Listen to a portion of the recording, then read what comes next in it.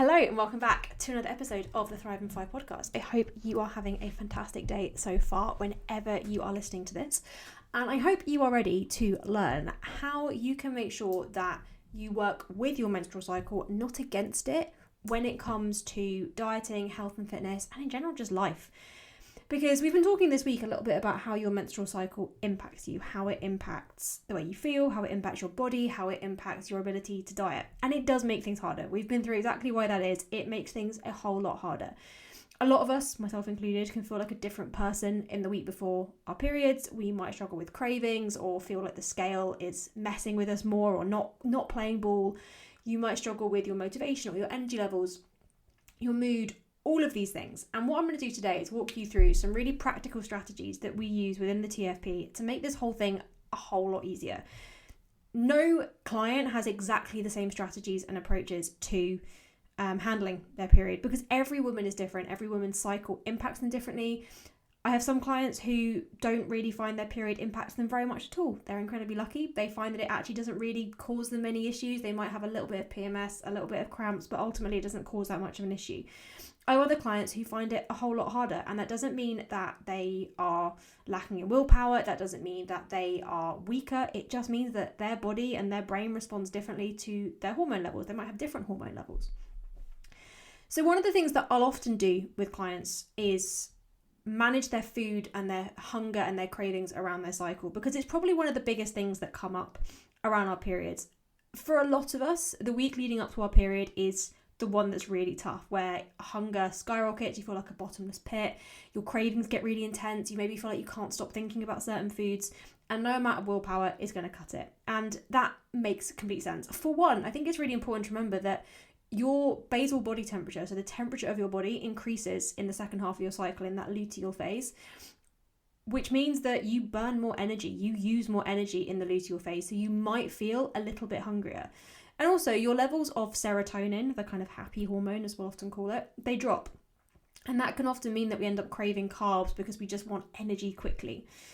So I have some clients, like my client Daisy, where we increase their calories slightly in the week leading up to their period. We don't say, fuck it, let's just not bother dieting, but we recognize that actually in that time before her period, she is a lot hungrier. She feels like she needs a lot more food. She feels like she needs to eat a little bit more.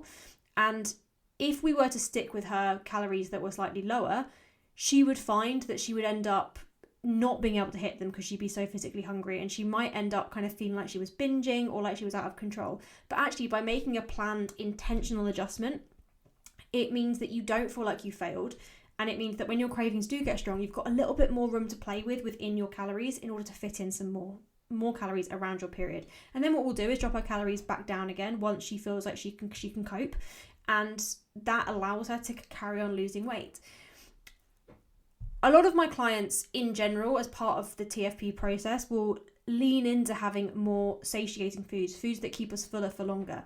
So things like, having more fruit and veg, having more protein, and things like that. But when it comes to the period of time around our period, we might want to also bring in slightly more sweet foods, slightly more of those foods that we tend to crave. The worst thing you can do when you have a craving is be like, oh, I'm not gonna have it, and try and dig in and avoid it. It can actually be beneficial to have a little bit of what you fancy alongside those nutritious, high volume, nutrient dense meals, because that way you're not kind of battling your biology the whole time. You're actually leaning into what your body wants, but also giving it some of what it needs. So I suppose the key takeaway from this when it comes to managing hunger and cravings is that if your hunger increases, you might not necessarily want to sort of white knuckle it. You're allowed to fuel yourself properly, and you're allowed to have a bit of what you fancy if it helps you to stay consistent in the long run. Another thing that can often happen around your period is it can kind of mess with your head when it comes to your scale weight and your body image. Your scale weight, for one, does fluctuate around your menstrual cycle. The average woman gains 3 to 5 pounds in the run up to her period. That is not body fat, that is water retention, that is slower digestion, that is some of the impact of the uterine lining thickening, all of that stuff. Your digestion changes around your period as well, and it's completely normal to see the scales go up. As I say, the average woman gains 3 to 5 pounds, but that can really mess with people's heads if they're not expecting it, or even if they are expecting it, you can expect it but still not like to see it. I have some clients, like my client Elle, where we actually take the scales out completely around their period. So when she's in that sort of pre-menstrual phase, maybe kind of day 24, 25 of her cycle, we decide that's it, the scales are coming out. We're not even going to bother looking at them as soon as they stop. As soon as they start to spike, or often even before that, we'll take them out for that kind of week's period, because those fluctuations stress her out to the point where it would cause her to end up sacking off her diet or feeling like it's not worth it.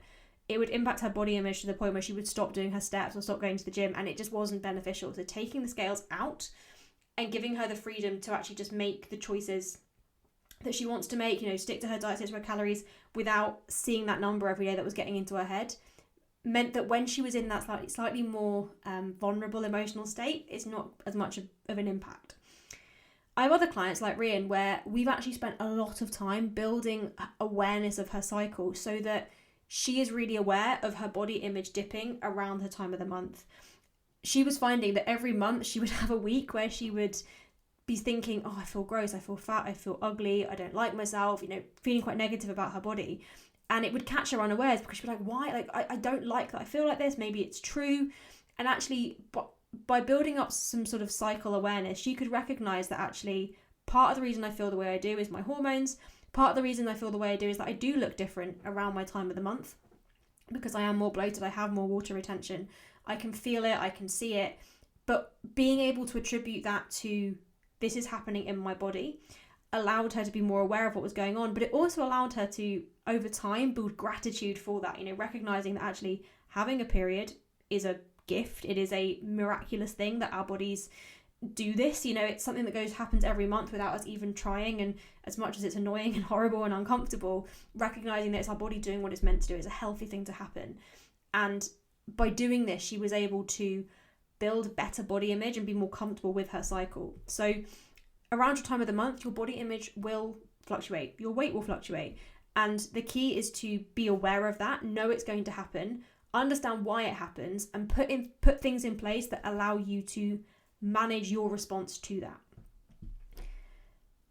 Something I see on social media a lot is like cycle syncing workouts. So having your workouts look different depending on the month, on the time of the month. You might train differently in your ovulation week to your period. And I have a slightly sort of controversial view in this, in that I don't think that's necessarily a terrible thing to do. A lot of women expect themselves to be able to train exactly the same way every single week of the month, even though their energy, recovery and motivation change massively across their cycle. When in reality, we know that our strength and endurance are usually best in the first half of our cycle. We tend to get a bit more fatigued and get more muscle soreness towards the end of our luteal phase.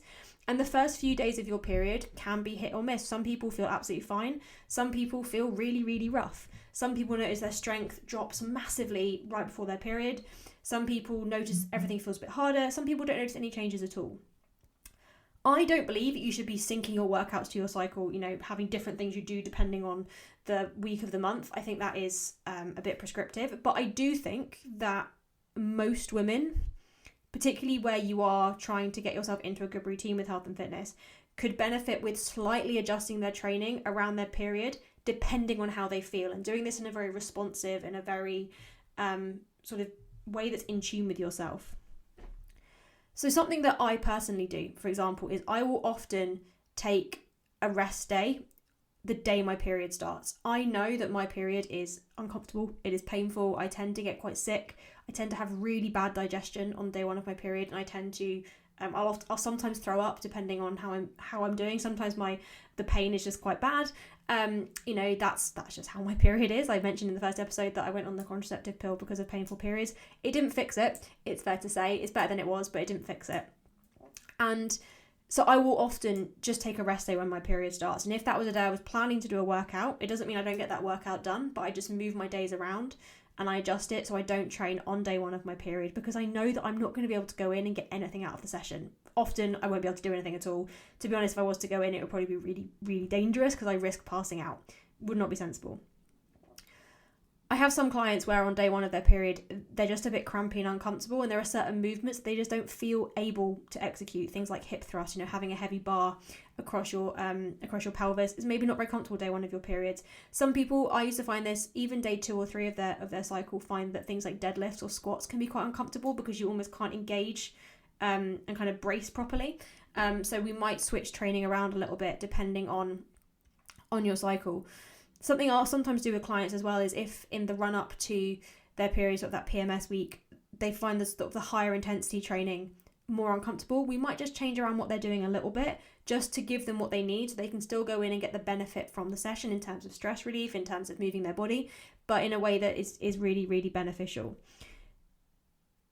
In general, my general mantra with this is you don't have to change your training around your period. You don't have to cycle sync and have different workouts you do depending on the time of the month, but it's very beneficial to listen to your body and to recognize what it is telling you and to go in. And this is how I always encourage my clients to think about their training, is always go in with the mindset of what do I want to get out of this session.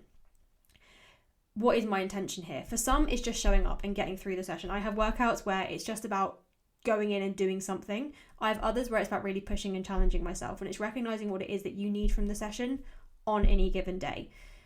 It's also really important to recognize that just because it feels harder around your period doesn't mean you shouldn't do it. So as I mentioned, I do tend to avoid training on day 1 of my period because I know that it's not going to be safe and it's not going to be beneficial. But that doesn't mean that on day 2 or 3 when it's a bit more uncomfortable and I know I'm going to feel weaker, or on maybe day 28 of my cycle when I'm, my strength is kind of a bit wiped out, I don't just not train on that day. I still go. I just recognize it might feel harder. I might feel a bit weaker. I might not feel as motivated, but I know I will feel better for having got it done. And that is why the mindset is always, what do I need to get from this session? And using that as your driver. If there is one thing I want you to take from this episode, it's that you are not meant to feel, train, or eat the exact same way every single day of the month. And when you can understand your cycle and work with it instead of against it, it's a game changer for your mindset around life, for your fat loss, and for just your general health and well-being and your relationship with your body. It doesn't have to be complicated, but just noticing some of these patterns, tracking your cycle using an app, and making small intentional adjustments can make a huge difference.